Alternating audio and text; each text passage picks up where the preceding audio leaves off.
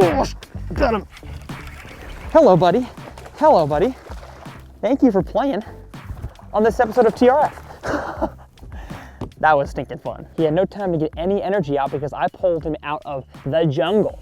And in today's episode of TRF, we're gonna say welcome to the jungle. We're gonna talk about how to flip for bass like this in the post-spawn in the summer in the thick, thick jungle.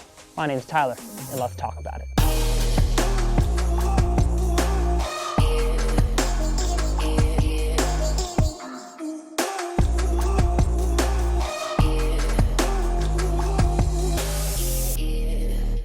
All right, see ya, buddy. Thanks for playing. Go find your Mrs. Aunt Peggy and tell her I'm here. But welcome back, everybody, to TRF. My name is Tyler, and on this channel, I help you guys become better bass anglers. So if you're not subscribed to the channel, hit that subscribe button. We are all about catching more fish here on TRF, and of course, we are getting very close to 200,000 subscribers. It's definitely an honor and a privilege to be able to have an audience like this, to be able to teach bass fishing instructionals too. As you guys can see, we are fishing, as I talked about in that intro just now, in the jungle. This here is some thick cattails, and in today's video, I'm gonna be taking a soft plastic lure with a heavy tungsten bullet weight. I'm gonna be flipping it up here into the thickest of the cover to get those bass that nobody else are going to get. So I've made a few what's called punching videos here on the channel, but I really want to dive deep today into the potential to catch big bass and tons of bass when you put your lure farther than anybody else. And of course, I'm going to talk about all the gear that you guys need to do that and show you way more fish catches of what I just did. So let's hop on the front deck and catch another fish. All right. Dang it. Got off. Stinking got off. That's inevitable, folks. I was pulling up and just happened that he shook enough to shake the lure free before I could get him off this stuff. But I would have never got that bite if I hadn't have tried. And I always say I'd rather lose a fish that I hook than never hook him at all. Surprised I haven't gotten a bite in here.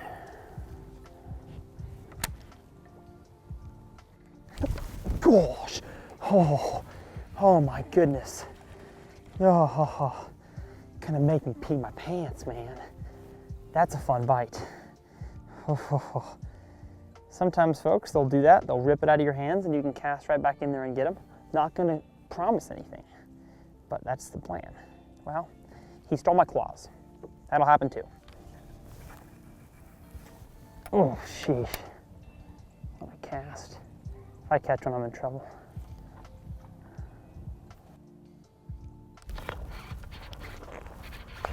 Biggin, biggin, biggin.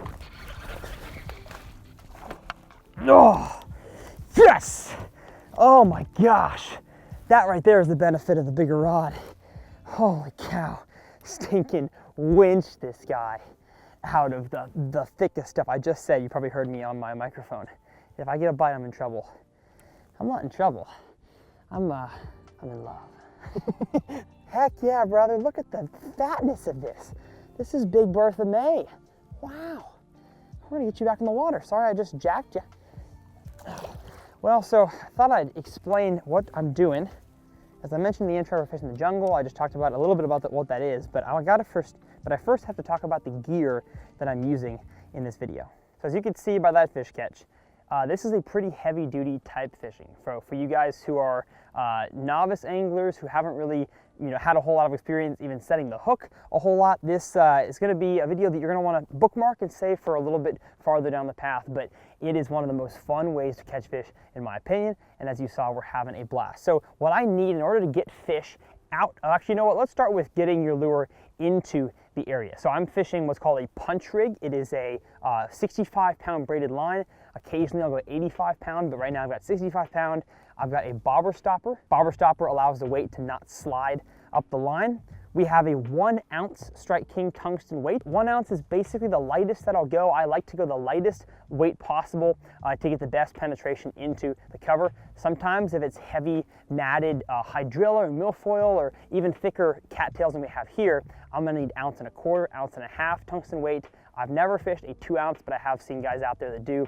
And then I've got a big 3/0 or 4/0 heavy wire flipping hook. And I mean, when you flex this thing, or when you bend this thing right there, like it does not flex. And of course, the soft plastic to go along with it is going to be my favorite bluegill imitation soft plastic, which is either the Strike King rodent, or which is the one right here, or the Strike King rage bug. And here in a second, I'm going to show you guys exactly how I'm fishing to get my lure into the jungle where these bass are living at. But one of the most important parts, as soon as you set the hook into those fish, is a high-speed gear ratio reel.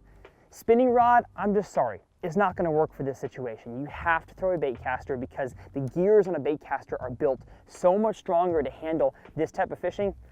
Spinning rod just really isn't handled for that. So if you don't have a bait caster, go get yourself one. We have a fast gear ratio. This is 7:5:1 loose hypermag. The higher gear ratio, the better. So if you have a bait caster that's in the 8s, 9s, even a reel that's in the 10 gear ratio, that's what you want to get the most efficient fishing day possible. Whether it's, of course, making the most flips and reeling back in, because the faster gear ratio you have, the faster you're going to be able to reel in your lure and present it in the next location. But then, of course, setting the hook, you want the fastest gear ratio possible to get that fish out of cover. And the last thing that you need is a big meat stick of a rod.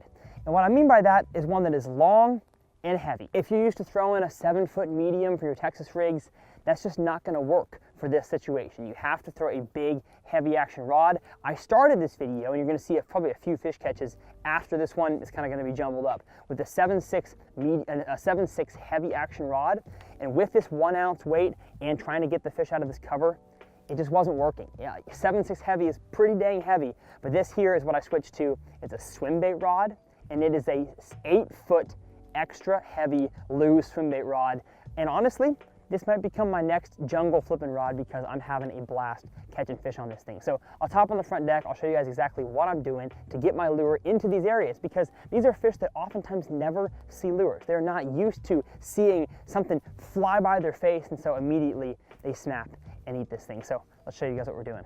So as you can see in front of us, this is what I call the jungle. And I'm gonna keep saying it because that's what it is. This here is where you can imagine the lions, tigers, and bears, oh my, because this is just not an area that you'd think fish are going to live in. And if they do, you might think to yourself, there's no way I can even accurately present a lure in this area to catch fish, but that is false. If you watch this video, I'm going to teach you how. So what I look for in an area like this that's so expansive, has tons, like I said, of a target-rich environment. What I mean by that is tons of targets fish could potentially live in. Before I figure out the fish's behavior, I'm going to fish basically everything. I'm going to fish the little open areas. I'm going to fish where, in this specific situation, where the trees touch and kind of intersect with some cattails. I'm going to fish the super thick cattail clumps like this. And usually when you find a fish on one thing, all around the lake, the fish are all going to be doing the same thing. Bass, in my experience of 10 plus years of bass fishing, are very patternable. So as soon as you figure out one thing bass are doing, you can basically replicate it around the lake. And so in today's fishing, I've been able to notice that the fish, at least the areas I get the most bites on, are the areas that have the biggest clumps right here. And my opinion on that is because they have the most shade. And these bass right now have just finished spawning. They're all grouped up here. They want to eat bluegills that are out here outside the reeds. And so of course they're going to shoot out here, have a little bluegill snack, and come back here, and they just want to sit and chill in the shade in between their feeding times. So if you can present your lure in that area, in the thick, nasty jungle where they live, and they're not expecting to have something that looks like a bluegill like this presented in their face, they're just going to snap and eat it. So don't worry if you're bank fishing about getting too close to the cover, and if you're boat fishing or kayak, getting your vessel too close to this stuff, because when the fish are in this much cover, they can't really tell that you're there. That's why I love it, because I can get super close. And so I'm going to start by fishing a little bit of the thicker clumps closer to, how's the fish? So like I was saying before I was so rudely interrupted by that fish, is that you want to start by fishing the stuff that's closest to your body or to your vessel, and then start working your way into the thickness of that jungle, because you don't want to have a bite way out there, pull a fish over, and potentially scare a lot of fish that are in this middle area. I know it might be tempting to go for the straight, juicy stuff way in there, but sometimes you're going to find that fish are all throughout this area, especially in a target-rich environment. So I'm going to start by fishing some of the bigger clumps here closer to the boat. And one thing that you want to do when you're flipping is that you want to make sure that your bait is falling as much as possible on a slack line or a very fast line. So I'm going to flip it out there, let it sink, and open the spool, so in case that lure needs to sink down to the bottom faster, it can kind of de-spool itself. Occasionally though, your lure will need to fall slower because it's being pulled down or held back by all these cattails, so I'll kind of spool out a little bit of line, because you want your lure to be hitting the bottom And then I do kind of a 1, 2, 3 jig, and then I repeat. So then I look for my next target area. I kind of, you know, go from left to right, and so I'll go in there, spool it out. One. Oh gosh, dang it.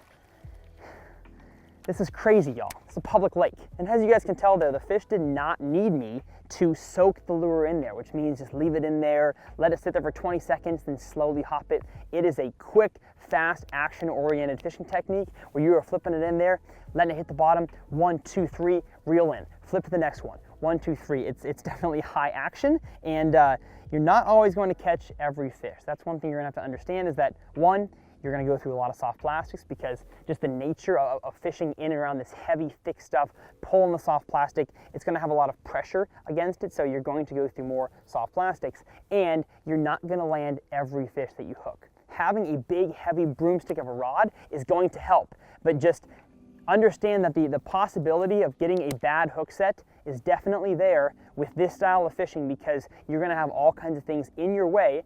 As opposed to fishing a Texas rig in open water, you can reel down and set the hook and nothing's in your way. In this situation right here, you've got tons of stuff to keep you from catching that fish. So hopefully that made sense to you guys. You're gonna see tons more fish catches in this video, I have no doubt. And one more thing that I want to talk about when it comes to the hook set, and I think I've mentioned it a little bit, is of course you want to set the hook hard and get those fish out of there because of course those fish, just like any other place you set the hook, are going to want to dive deep into that water, dive deep into this cover to get out whatever little alien is now in their mouth. And so you want to get those fish out of there as quickly as possible, but with this heavier rod, you don't always need to feel the bite, reel down, and set the hook. Oftentimes it's more of a feel the bite, set the hook. I know that kind of goes counterintuitive to a lot of the stuff that I talk about here on the channel. Usually you want to check to make sure the fish is there, but most of the time for me, any sort of checking will be a lift up that I've been hopping the lure and I lift and I feel, and usually with a flipping bite like this, you'll feel the fish kind of like chomp it and your rod tip will go down and you can immediately set the hook from that. And rod positioning is very important. You don't want to feel the bite all the way up here.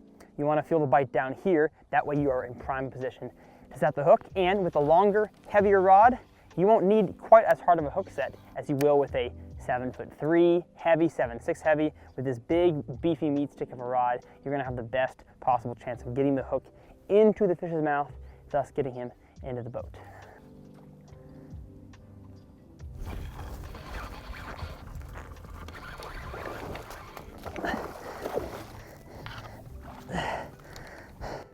Get you a heavier rod, folks. My goodness, I didn't even have to like winch that fish. It was just like, oh, here we go, get him out of there. This is fun. This is a good old-fashioned time. My name's Tyler. If you're not subscribed, get the stinking button clicked. Let's go.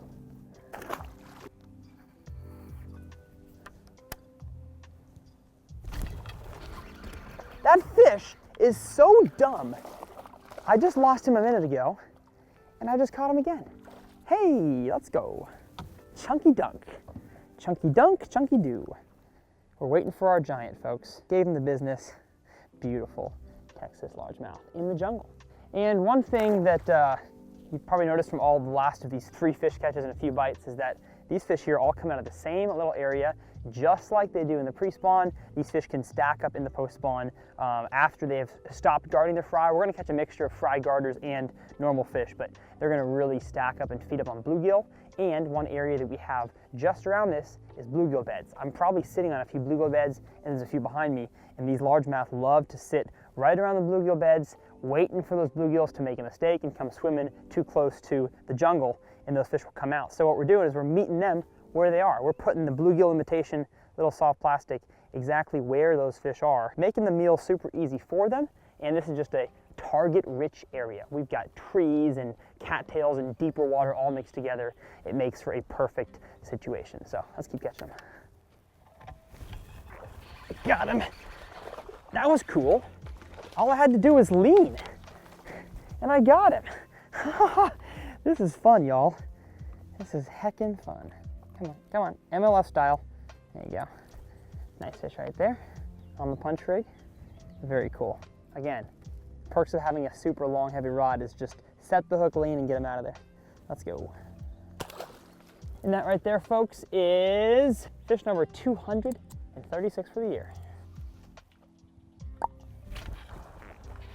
There he is. Oh, I felt the stinking thud right there, folks. Yes, let's go. Oh, he came off, no. Man, oh man. That's some stinking fun. That's kind of nasty. I'm just this grateful for this fish, in this day, in this life. Praise the Lord.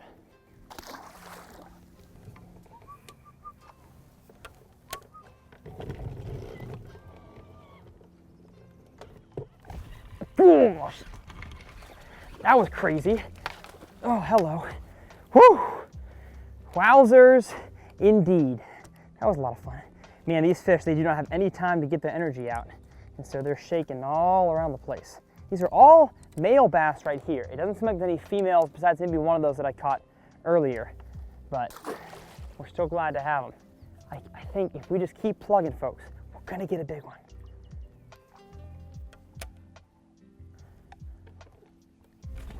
Oh, oh. That was nuts. We're recording? Let's go.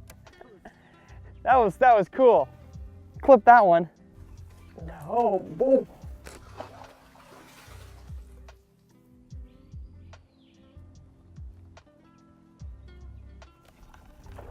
I knew that was a fish. Good grief. See, look at that. I didn't even set the hook really. That's just reeling into him. Not a bad one either. Let's go. Little chunky dunk. Little bitty chunky dunky doo. Heck yeah. 2.5, 3 pounder. Gorgeous, probably post-spawn female. She's got a little bit more of a belly to her, little concave belly. And she's probably fry guarding the fry that just hatched, or she's totally done with that and she's moved on to the post-spawn, and here about 3 weeks, she'll be out there on some rock piles. So pretty dang fun. Thank you. Yeah, I think I could still have my hoodie on if I would. Yeah. If I hadn't already done it. Yeah. Because I took it off, I'm fine. Hello. Hello, Stinky. Oh man. What a lot of fun. What are you doing? Why are you so energetic? Hello. Sorry folks, we're talking about Guardians of the Galaxy over here, and I'm just having too much fun. This guy is small, S-M-O-L. We want big, B-I-I-G-G-G.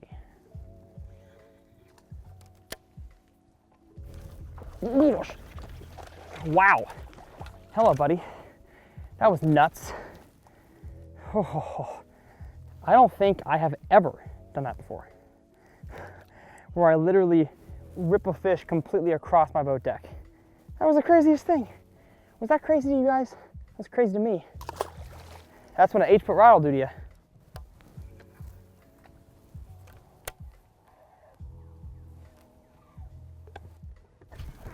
Gosh, there he is.